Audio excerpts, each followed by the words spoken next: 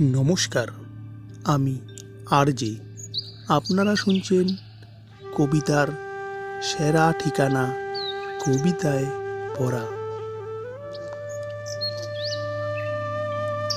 কবি রবীন্দ্রনাথ ঠাকুরের লেখা কবিতা পাশের বাড়ি।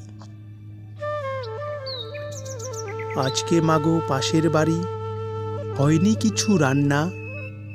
খেলতে গিয়ে শুনতে পেলাম তাদের করুণ কান্না। সারাটা দিন না খেয়ে সব ক্ষুধার জ্বালায় মরে।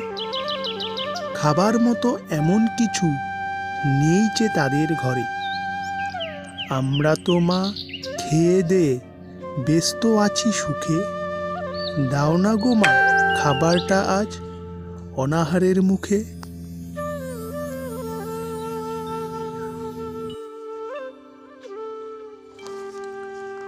আপনারা শুনছিলেন কবি রবীন্দ্রনাথ ঠাকুরের লেখা কবিতা পাশের বাড়ি।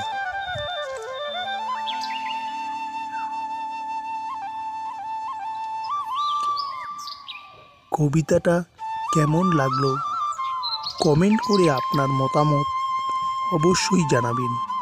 ভালো লাগলে একটি লাইক, শেয়ার এবং কমেন্ট করবেন। আর পরবর্তী কবিতার জন্য চ্যানেলটিকে সাবস্ক্রাইব করবেন। ধন্যবাদ।